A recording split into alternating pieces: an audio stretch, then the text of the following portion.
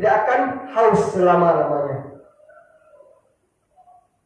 Dan terakhir, kita mohon kepada Allah SWT agar Allah masukkan kita ke surga Allah SWT tanpa hisab. Tanpa hisab. Ini harapan orang yang pintar. Makanya minta kepada Allah Ta'ala. Dan kalau kita minta kepada Allah Ta'ala, ya Allah, Allahumma nasibul jannah bi ghairi hisab. Ya Allah, masukkan saya surga tanpa hisab. Pertama ada hadis kata Rasulullah mengatakan, wa idza sa'alta fas'al firdaus. Apabila kalian minta kepada Allah Ta'ala di surga, maka jangan tanggung-tanggung, minta kamu surga yang tertinggi, yaitu Jannatul Firdaus, surga yang tertinggi, yaitu Jannatul Firdaus. Wa idza sa'alta fas'al firdaus. Apabila kalian minta kepada Allah Ta'ala, maka mintalah surga yang tertinggi. Kita minta yang tanggung. Itu bedanya kita minta kepada Allah Ta'ala, Tuhan kita semuanya. Beda kalau kita minta sama manusia. Kalau kita minta manusia, kita minta yang paling kecil, paling remeh. Sekali diminta, dikasih mungkin. 2 kali dia minta, dikasih mungkin. 3 kali minta, itu terus ya. Tak ada orang lain yang dia minta. Itu minta kepada manusia. Tapi kalau kita minta kepada Allah Subhanahu Wa Taala, jangan tahu minta ya Allah, Allahumma sekalian Jannatul Firdaus. Ya Allah, saya minta kepada Engkau ya Allah, kami minta kepada Engkau ya Allah, Jannah Firdaus, yaitu surga yang tertinggi ya Allah, bi ghairi hisab, tanpa hisab ya Allah. Ikhwan rahimakumullah, kita kalau kita kaji diri kita, jauh ya Allah. Makanya ada syair yang indah daripada Abu Nawas itu, yaitu syair I'tiraf. Kalau kita kaji syair ini ya Allah, begitu menyentuh hati.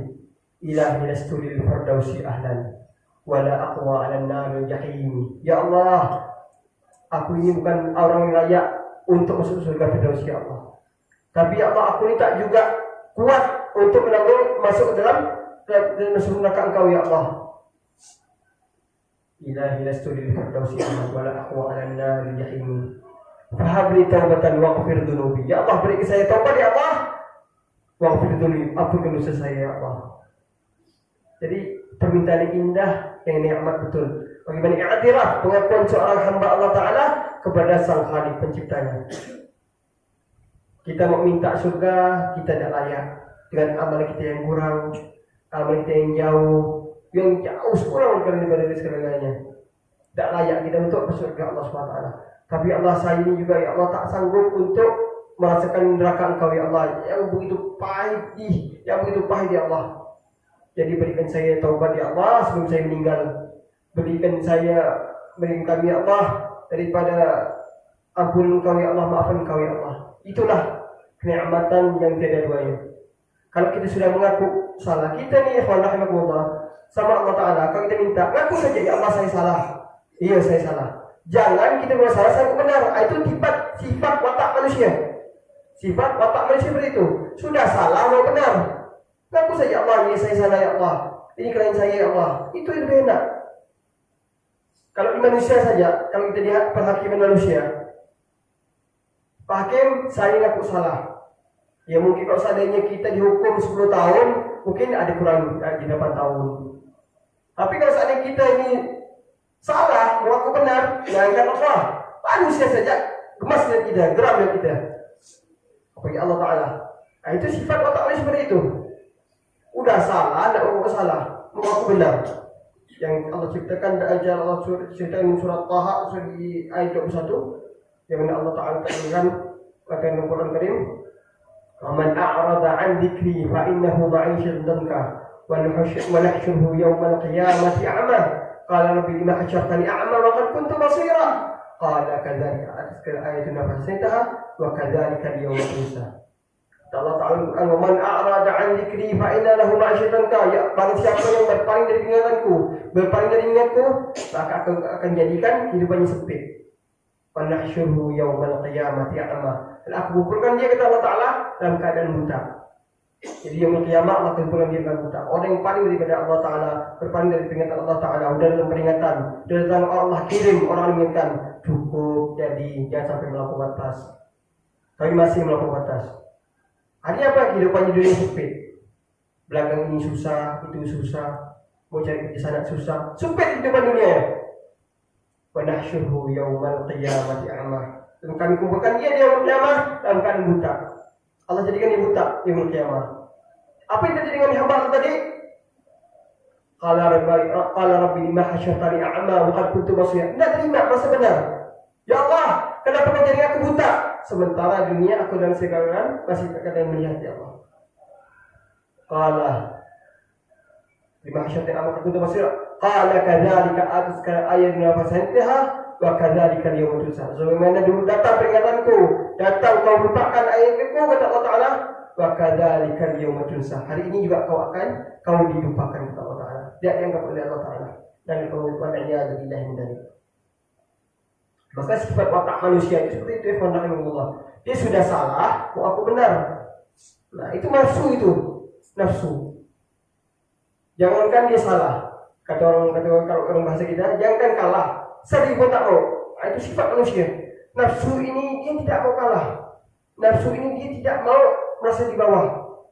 Tapi kita dia buat diperintah Allah Ta'ala untuk merendahkan kita, sampai kita memerankan nafsu kita. Jadi kalau kita pikir secara logika, sudah ngalah bukan berarti kalah. Kalau kita ada sisa orang seperti itu, kalau ribut sudah tidak perlu dibesar-besarkan. Kalau dia benar, udah ambil Allah benar. Oh iya, saya yang salah. Maka kalau kita belajar mengaku diri saya salah.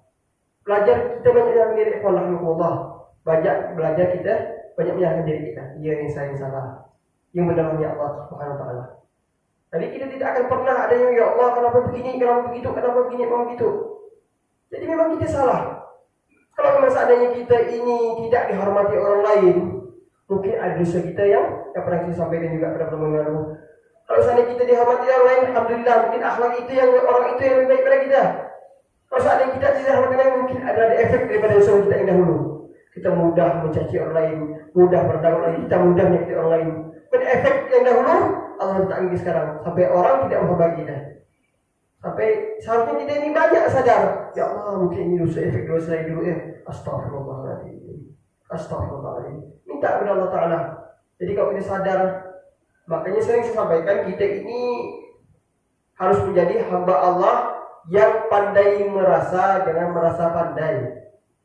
Pandai merasa ini salah, banyak kurang, banyak dosa. Jangan kita merasa, walaupun kita sudah berusaha untuk taubat kepada Allah, kita berusaha untuk melakukan apa yang kita Allah Ta'ala,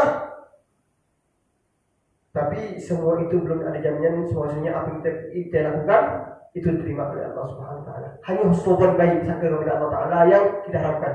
Insya Allah apa yang kita lakukan diterima oleh Allah Subhanahu Wa Ta'ala. Itu saja. Yang kita oleh Al-Habib Muhammad Al-Habsyi dalam kalimat magalnya, ma ma'i illa husnul dhanni. Saya tidak punya apa-apa kecuali baik sangka saya kepada Allah Subhanahu Wa Ta'ala. Mungkin baik sangka inilah menjadikan kita yang akhir daripada permintaan yang diberikan oleh sahib kitab Al-Ali bin Hasan Al-Attas dalam kitabnya Al-Atiyah Haniyah. Kemudian terakhir kita minta kepada Allah Ta'ala daripada jannah yang ghairi hisab, yang mana jannah itu hanya diberikan kepada Allah Ta'ala kepada para nabi, para siddiqin, orang benar. Ma'alladzi hisab, ma'alladzina an'ama Allahu 'alaihim min nabiyyin was-siddiqin, para nabi, para siddiq, orang siddiq, wasyuhada, dan orang syahid di Allah Subhanahu wa taala, was-salihin, dan orang-orang saleh. Wa hasuna ulaika rafiqa, dan mereka lah sebaik-baik teman. Dalam surat An-Nisa ayat 69. Jadi orang yang selamat, orang yang beruntung itu yaitu orang yang disebutkan tadi daripada mauqif, tempat-tempat yang sangat genting tadi. Orang selamatkan bagaimana mauqif di yaumil qiyamah tadi itu menegangkan. Kalau seandainya waktu itu tidak selamat, maka tidak akan selamat setelahnya. Jadi ikhwan rahimakumullah, begitu keadaan kita, jadi kita pun tenang. Makanya kata Imam Ghazali, kata Rasulullah SAW, kalau seandainya kita banyak merenung akan kehidupan akhir dan akhirat nanti, bagaimana mauqif keadaan kita yang begitu menegangkan, yang begitu genting sekali. Bagaimana tidak ada lagi orang yang celaka, tidak akan selamat selama-lamanya. Tapi sebenarnya orang yang selamat itu dia akan tertawa bahagia. Maka ikhwan rahimakumullah, kalau kita pikir kehidupan akhirat itu kita akan banyak menangis. Rasulullah SAW menangis umatnya daripada malam sampai subuh. Pada suatu ketika Rasulullah SAW sujud-sujud yang lama sekali, sehingga Sayyidatuna Aisyah radhiyallahu anha menyangka bahwasanya Rasulullah SAW telah kembali kepada Allah Subhanahu wa taala.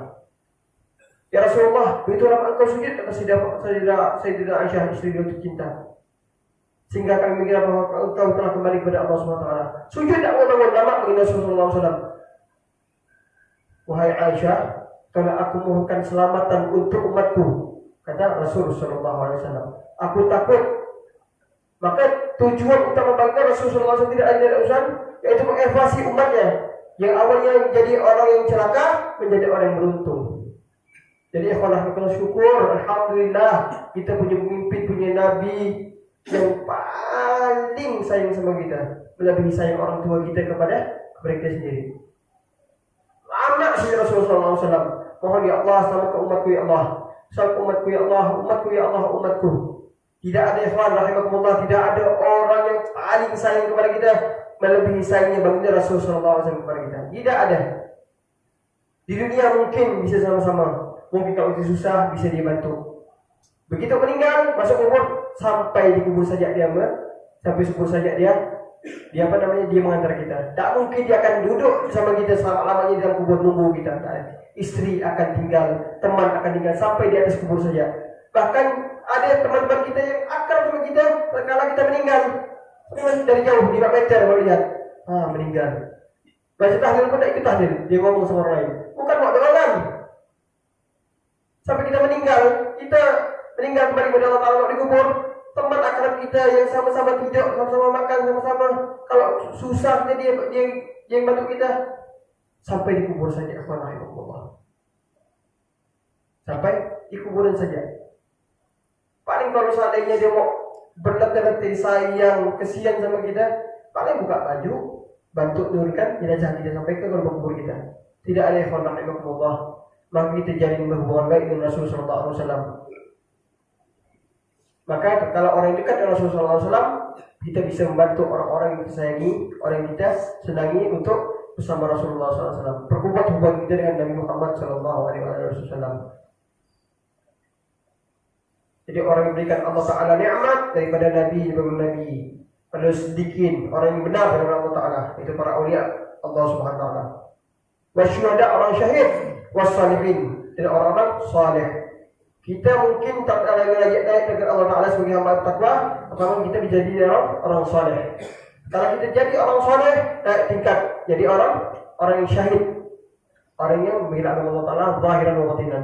Ketika kita bicara syahid, ada 3 syahid. Ada syahid dunia, ada syahid akhirat, ada syahid dunia wal akhirah. Syahid dunia itu siapa? Syahid dunia itu adalah orang yang membela negara. Dan kalau meninggal, itu namanya syahid dunia. Dia berkehormatan seperti pahlawan. Tapi juga ada para pahlawan yang mana tujuannya untuk membela negara dan membela agama Allah Subhanahu Wa Taala. Itu dia mendapatkan 2 syahid dunia wal akhirah. Sementara syahid akhirah yaitu orang-orang yang kalau seandainya kita datang ibadah kepada Allah Ta'ala, salat berjamaah, terus hadir dibaca ilmu seperti ini, pulang meninggal, ini namanya syahid akhirah. Syahid akhirah. Syahid dunia dan syahid akhirah tetap dikenakan kewajiban berupa yaitu hak dia sebagai hamba Allah Ta'ala, yaitu dimandikan dan dikafankan. Tapi beda halnya tatkala dia meninggal karena syahid dunia wal akhirah, yaitu membela agama Allah Ta'ala, membela dan membela agama Allah SWT. Itu namanya syahid dunia dan akhirah. Kalau dia membela dunia, membela agama Allah Ta'ala, dan membela negara, maka dia tidak perlu dimandikan, tak perlu dikafankan, langsung dikubur dengan darah-darahnya. Itu orang yang Allah Subhanahu Wa Ta'ala. Kalau kita membela agama Allah Ta'ala, kita pula dalam apa? Sebagai syuhada, itulah mereka. Lihat bagaimana para ahli perang Badar, mereka langsung dikuburkan sama-sama. Karena darahnya itu akan menjadi saksi kelak di yaumul qiyamah. Ya Allah, ini kubur, ini darah saya, baju saya seperti ini, kata saya seperti ini. Bahkan diriwayatkan dalam sebuah hadis, para orang mati syahid itu jasadnya tidak dimakan oleh tanah, tetap tidak dimakan oleh tanah, dari ilmu Allah SWT. sampai hari kiamat kali dibangkitkan, dia akan bangkit seperti mana dia akan mati, dengan baju-baju dengan darah. Banyak kejadian di luar logika. Bagaimana orang yang meninggal yang membela agama Allah SWT, mereka dalam keadaan seperti dia meninggal, masih darah, masih segar, dimuliakan oleh Allah SWT. Rahimahullah. Lalu dari kepada syahid. Setelah syahid, ada lagi setelah syahid, yaitu as-siddiqin, orang yang dengar benar dengan Allah SWT, jujur dengan Allah SWT, tidak depan Allah bagus, belakang Allah pun bagus. Dia dalam kesendirian dia telah beriman kepada Allah Ta'ala, bertakwa kepada Allah Ta'ala, dalam kesendirian juga dia beriman takwa kepada Allah. Sama karena iman dan takwa kepada Allah Ta'ala di dalam kesendirian ataupun di halayak ramai, tidak berubah, tidak berkurang. Itu yaitu Allah Siddiq. Setelah Allah Siddiq, yaitu tingkat tertinggi adalah Nabi para Rasul, An-Nabiyyin, para Nabi. Wa hasuna ulaika rafiqa, Allah Ta'ala dalam surah An-Nisa ayat 69. Yaitu mereka lah orang-orang yang paling baik dianggap sebagai teman. Teman didekati, diikuti. Fa idza ahsanta dhanna billahi ta'ala wa rajawta ilayhi ala dzalika fi'lahu wa dzalika 'ala Allah bi'aziz. Karena apabila kata Allah Ta'ala, apabila kau berbaik sangka kepada Allah Ta'ala dan harapan kau dengan hal yang baik dan kau lakukan itu semua dengan yakin, wa dzalika 'ala Allah bi'aziz, dan Allah Subhanahu wa ta'ala sebaik-baik pemberi rahmat. Allah Ta'ala berfirman, Allah Ta'ala, qul ya ibadiyalladzina asrafu 'ala anfusihim la taqnatu min rahmatillah innallaha yaghfiru dzunuba jami'a innahu huwal ghafurur rahim. Surah Az-Zumar ayat 53. Katakan kata Allah Ta'ala, qul ya ibadi wa hambaku alladzina asrafu 'ala anfusihim, mereka yang mereka yang melampaui batas terhadap diri mereka, yang tak pernah dibuat manusia, dibuat semua dia. Sudahlah, apapun yang dibuat daripada dosa semua dibuat. Minum sudah, berzina sudah, membunuh sudah, semua sudah. Seolah-olah ya Allah, kalau dia lihat dosa dia, ya Allah, ya Allah banyak betul dosa saya ini, ya Allah. Kau pengendak dosa saya ini, ya Allah. La taqnatu min rahmatillah, ya Allah. Jangan putus asa dengan Allah Ta'ala. Sebesar apapun dosa kita dan Allah Ta'ala, sungguh rahmat Allah lebih luas. Kalau seandainya dosa kita sebanyak satu titik daripada air lautan, maka rahmat Allah seluas-luas samudra yang ada di dunia ini. La taqnatu min rahmatillah, jangan putus asa dengan Allah Ta'ala. Innallaha yaghfiru dzunuba jami'a, sesungguhnya Allah mengampuni dosa kita semuanya. Dzunuba jami'a, semuanya kata Allah Ta'ala. Allah mengampuni dosa kita semuanya. Innahu huwal ghafurur rahim, sesungguhnya Allah Subhanahu wa ta'ala Maha Pengampun lagi Maha Penyayang. Allah Subhanahu wa ta'ala mencantumkan di ayat ini dua sifatnya, yaitu Al-Ghafur Ar-Rahim. Al-Ghafur yaitu Maha Pengasih dan Maha Pengampun, dan Allah Ar-Rahim dan Maha Penyayang. Ar-Rahim ini ikhwan rahimahullah, yaitu sifat kasih Allah Ta'ala, sifat kasih sayang Allah Ta'ala yang Allah berikan hanya kepada orang-orang yang beriman kepada Allah Ta'ala. Ada sifat Ar-Rahman, ada sifat Ar-Rahim, pengasih dan penyayang. Mungkin kita kalau kasih kepada orang lain belum tentu sayang. Kayak kita pandang orang ada, kalau kita lihat orang tua kita dulu, kalau kita lihat kalau kita ada masih di luar, masih maghrib, mungkin dia tak kenal sama kita. Kata orang tua itu, dia anak siapa? Baliklah udah maghrib ini. Mungkin dia kenal, mungkin dia tak sayang, tak tahu anak siapa. Tapi karena kasih tadi ditegur, dikasih nasihat, balik, mungkin nanti orang tua kau cari nanti. Balik, udah maghrib nak, balik. Itu kasih, cuma kasih. Tapi sayang, orang tua hanya beri kepada anak-anak dia saja. Sayang. Tapi sifat rahmat Allah, Ar-Rahim tadi, Ar-Rahman, kasih sayang Allah Ta'ala kepada semua makhluk. Mungkin yang kafir, mungkin yang mukmin. Tapi Ar-Rahim, sifat kasih Allah Ta'ala hanya Allah berikan kepada orang-orang yang beriman saja kepada Allah Ta'ala. Hanya orang beriman kepada Allah Ta'ala. Harta, mungkin orang kafir lebih kaya daripada orang Islam, orang bermukmin. Kita lihat, kalau orang kita lihat ekonomi daripada dunia ini, Allah kasih daripada harta, mungkin lebih banyak daripada itu sifat rahmannya Allah Ta'ala kepada makhluk-makhluknya semuanya. Tapi Ar-Rahim hanya Allah berikan hidayah, taubat dan maghfirah Allah Ta'ala hanya Allah berikan kepada hamba Allah Subhanahu wa taala yang bertakwa kepada Allah taala, hamba Allah yang beriman kepada Allah taala. Kita mohon kepada Allah Subhanahu wa taala agar Allah menjadi kita hamba Allah yang beriman kepada Allah taala sebagai bertakwa kepada Allah taala, dan akhirnya kita menjadi hamba Allah taala yang berbahagia di dunia dan akhirat. Amin ya rabbal alamin.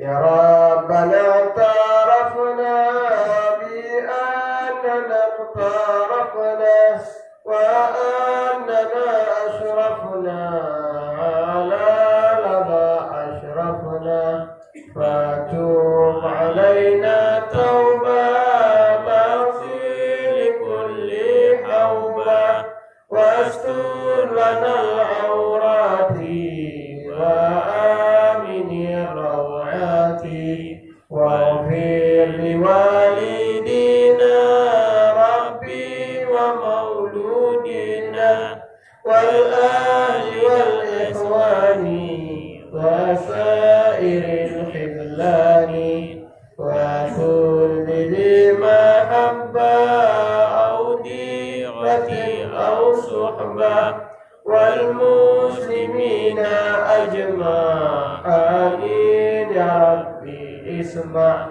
fadlan wa judan manna la bitisari minna bil mustafa rasuli nahwa bi kulli suli bil mustafa rasuli nahwa bi kulli suli bil mustafa rasuli نحظى بكل سهل صلى وسلم ربي عليه عبد الحب وآله وصحبه عدادة السحب والحمد لله في الباب والتناهي سبحانك